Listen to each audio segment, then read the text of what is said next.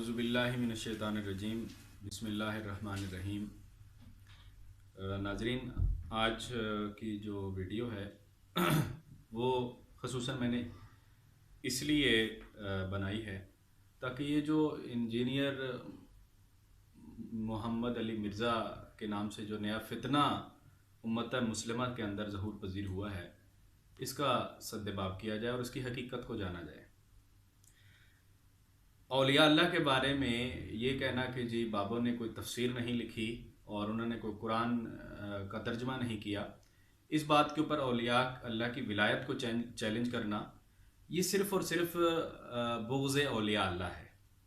तो अब मैं आपको बताता हूँ कि दरअसल जो बुग़्ज़ औलिया अल्लाह है वो अल्लाह ताला के साथ ऐलान जंग है, क्योंकि अल्लाह ताला ने कुरान हकीम में औलिया अल्लाह की तरफ इशारा किया है और अहादीस में तो बिल्कुल वजाहत के साथ हजूर पाक सल्लल्लाहु अलैहि वसल्लम ने औलिया अल्लाह की ना सिर्फ निशानियाँ बता दी हैं, बल्कि उनसे जो बुग़्ज़ रखने वाले लोग हैं अल्लाह ताला ने उनके साथ ऐलान जंग किया है। और ये सही बुखारी की हदीस है जिसको मिर्ज़ा जो है वो चैलेंज कर रहा है और वो ये कह कर रहा है कि देखें जी, इन्होंने तो कोई किताबें नहीं लिखी, ये तो बाबों के बारे में जो है वो करामात जो हैं, ये गौस कुतुब अब्दाल क्या होते हैं, इनकी मतलब उसका तंज़िया तौर पर लफ्ज़ बाबा जो है इस्तेमाल करते हैं। अब लफ्ज़ बाबा के बजाय वली का लफ्ज़ भी इस्तेमाल कर सकते थे ना, आप कोई जो है बुज़ुर्ग का लफ्ज़ भी इस्तेमाल कर सकते थे।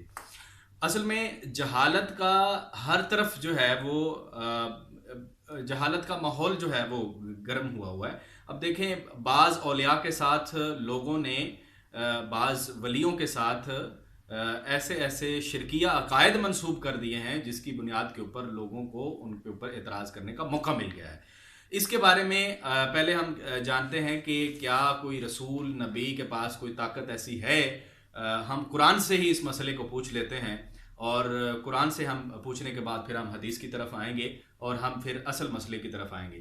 तो कुरान हकीम में साफ आयत है, सूरा बनी इसराइल है ये, और ये सूरा बनी इसराइल की आयत नंबर 55 है कि कुलिदुल्लज़ीना ज़अमतुम मिन दूनिही फला यमलिकूना कश्फ़ज़-ज़ुर्रि अन्कुम वला तहवीलन उलाइकल्लज़ीना यदऊना यब्तगूना इला रब्बिहिमुल वसीलता अय्युहुम अक़रबु व यरजून रहमतहु व यख़ाफ़ून अज़ाबहु इन्न अज़ाबा रब्बिका कान महज़ूरा। अब इसका कंज़ुल ईमान है, इसका तर्जुमा क्या है कि कुलिदुल्लज़ीना ज़अमतुम मिन दूनिही फला यमलिकूना कश्फ़ज़-ज़ुर्रि, तुम फरमाओ, तुम फरमाओ, हज़ूर पाक सल्लल्लाहु अलैहि वसल्लम आप फरमा दीजिए कि पुकारो उन्हें जिनको अल्लाह के सिवा तुम गुमान करते हो कि वो कुछ इख्तियार रखते हैं, और फला यमलिकूना कश्फ़-ज़ुर्रि, वो तुम्हें तकलीफ़ दूर करने से कुछ इख्तियार नहीं रखते, यानी तुम्हारी तकलीफ़ दूर नहीं कर सकते, वला तहवीला, और ना तुमसे कोई तकलीफ़ फेर सकते हैं। यानी गैरुल्लाह के पास कुछ इख्तियार कुरान का फैसला है कि नहीं है, चाहे वली हो, नबी हो, कोई भी हो, उसके पास कोई कतन कोई इख्तियार नहीं है कि वो बिलगैब आपकी मदद कर सकता है, ऐसी बात नहीं है। उलाइकल्लज़ीना यदऊना यब्तगूना इला रब्बिहिम, और वो लोग जो पूजते हैं, इसमें किसी काफिर को मुखातिब नहीं किया गया, सिर्फ कहा गया उलाइकल्लज़ीना, वो लोग, वो बंदे जिन्हें तुम पूजते हो, यब्तगूना इला रब्बिहिमुल वसीलता, वो तो खुद अल्लाह का वसीला ढूंढ रहे हैं, वो तो खुद अल्लाह ताला की ज़ात को वसीला बन रहे हैं। और अय्युहुम अक़रबु व यरजून रहमतहु, और उनमें कौन ज़्यादा मुक़र्रब है, इस रहमत की उम्मीद रखते हैं और उसके अजाब से डरते हैं। व यख़ाफ़ून अज़ाबहु इन्न अज़ाबा रब्बिका कान महज़ूरा, बेशक जो तुम्हारे रब का अजाब है वो डरा देने वाली चीज़ है। अब इसमें नोट करने की बात यह है कि बंदे के पास कुछ इख्तियार नहीं है, जितने भी इख्तियार हैं वो सिर्फ अल्लाह ताला की ज़ात के बारे में हैं। औलिया अल्लाह जो हैं उनका मुकाम बहुत बुलंद है, और किसी भी किस्म का कोई मौलवी जो शर फसाद इस तरह की फैलाना चाहता है वो झूठा और लानती किस्म का इंसान है। आप देखें कि मिर्ज़ा की अपनी औकात क्या है, तू क्या चीज़ है, और मैं जी इंजीनियरिंग कर रहा हूँ, अपने दिमागों की इंजीनियरिंग करना ज़रूरी है क्या? कुरान और हदीस के अंदर कोई कमी रह गई थी कि तू इंजीनियरिंग करने आ गया है कुरान और हदीस की? तुम्हारा अपना कैलिबर क्या है? तुमने बीएससी ऑनर्स इंजीनियरिंग की हुई है, ना कोई तुम्हारे मदरसे का पता है, ना कोई तुम्हारी सनद है तुम्हारे पास, ना तुम्हारे ऊपर जो है वो तुमने तफसीर लिखी है। जिस तफसीर को तुम कड़ी बना कर कह रहे हो कि औलिया जो है उन्होंने कोई तफसीर नहीं लिखी, क्या सहाबा किराम ने कोई तफसीर लिखी थी? क्या उनकी कोई तफसीर मौजूद है? क्या नबी पाक सल्लल्लाहु अलैहि वसल्लम ने कोई तफसीर लिखने ही को विलायत का मुकाम करार दिया था, या विलायत के मनसब के लिए तफसीर का होना ज़रूरी है? तो ऐसी तमाम बातें जो है सिर्फ और सिर्फ शर और फसाद फैलाने के लिए की गई हैं, ताकि, और ये एक सस्ती शोहरत हासिल करने का एक ज़रिया बन गया है हमारे यहाँ। मगरब के अंदर हजूर पाक सल्लल्लाहु अलैहि वसल्लम की ज़ात को मुतनाज़ा बनाकर सस्ती शोहरत लोग हासिल करते हैं, और यहाँ मिर्ज़ा मोहम्मद अली इंजीनियर जैसे लोग जो है इस किस्म के जो खबीस बातिन किस्म के लोग हैं, वो इस किस्म की सस्ती शोहरत हासिल करने के लिए किसी ऐसे बंदे को हिट कर देते हैं जो माशरे के अंदर शोर गोगा का बास बनता है, और कोई उनकी वाह वाह कर रहा होता है और कोई उन पर लान तान कर रहा होता है। शर पसंद नासिर ऐसे शरीर लोगों के साथ मिल जाते हैं। अब शान औलिया जो है वो बुखारी और मुस्लिम की मुतफ़िक़ुन अलैह जो हदीस है, जिल्द नंबर 3 है, सफ़र नंबर 1175 है, मुस्लिम का 3037 है। ये हदीस है, औलिया से मोहब्बत करना सुन्नत इलाही है और बोझ करने वाला शैतान है। इसी तरह अल-मवत्ता जिल्द 2 953 और रकम 1710, हदीस जिल्द 11 सफ़र नंबर 416, सही बुखारी किताबुल ईमान जिल्द नंबर 1 सफ़र नंबर 198, सही मुस्लिम। हदीस का तर्जमा यह है कि मेरी उम्मत में 70,000 अफराद अल्लाह के वली ऐसे होंगे जो जन्नत में जाएंगे और बगैर हिसाब किताब के जन्नत में जाएंगे, और हर एक का आलम यह होगा कि 70,000 लोगों को जन्नत में ले जाएगा। अब अल्लाह ताला के रसूल ने ये बात कह दी है और ये सही मुस्लिम है। अब इस हदीस की रोशनी के अंदर मिर्ज़ा की जितनी बातें हैं वो सारी की सारी बातिल हो जाती हैं।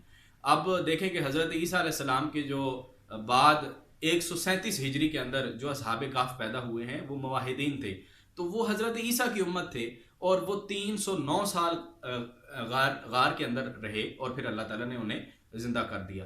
तो वो अगर वो उनके हाँ कोई उन वलियों के हाँ करामत ज़हूर हो सकती, वो नबी तो नहीं थे, वो कोई सहीफ़ा लेकर तो नहीं आए थे, उनके यहाँ कोई करामत हो सकती है, तो हजूर की उम्मत में क्यों नहीं हो सकते? ऐसे हजूर की उम्मत में वली क्यों नहीं हो सकते? फिर हज़रत उमर बिन खत्ताब से रिवायत है, हजूर सल्लल्लाहु अलैहि वसल्लम ने फरमाया कि कुछ बंदे ऐसे होंगे जो ना नबी होंगे और ना शुहदा होंगे। उनके उस दिन यानी क़यामत के दिन ऊंचे मुकाम और मंजिलत देखकर नबी भी रश करेंगे और शुहदा भी। साहबा ने पूछा, या रसूलल्लाह हमें बता दे वो कौन होंगे?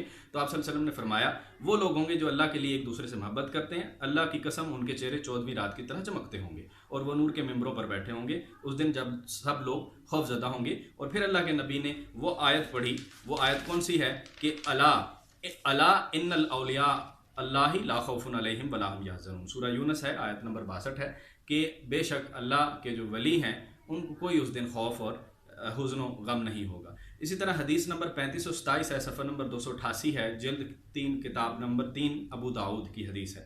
और इस हदीस क्या है? अबू हुरैरा से रिवायत है कि हज़रत सल्लल्लाहु अलैहि वसल्लम ने फरमाया, जो मेरे किसी वली से दुश्मनी रखे उससे अल्लाह उससे ऐलान जंग करता है। मन आदा ली वलियन फ़क़द आज़नतहु बिल हर्बी, ये बुखारी शरीफ में भी दर्ज है, जिल्द 2 है, सफ़र 963 है। तो इन अहादीस की रोशनी में आप देखें कि औलिया अल्लाह का मुकाम इतना बुलंद है कि अगर कोई वली के शान में गुस्ताखी करे तो अल्लाह उसे ऐलान जंग करता है। तो मिर्ज़ा दरअसल ऐलान जंग किया है अल्लाह के साथ। वली के साथ मोहब्बत करना सुन्नत इलाही है और वली की गुस्ताखी करना गोया अल्लाह के साथ ऐलान जंग करना है।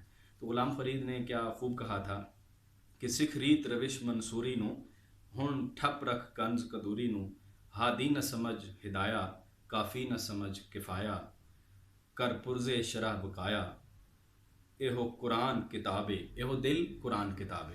तो आप अपने दिल को सीधा करें। जब तक आप अपने दिल को सीधा नहीं करेंगे कुरान और सुन्नत की रोशनी में और फरमुदात सहाबा फरमुदात औलिया की रोशनी में, तो आपके दिल से जो बुग़्ज़ औलिया है वो कभी नहीं निकलेगा और आप इंसान के बच्चे नहीं बनेंगे।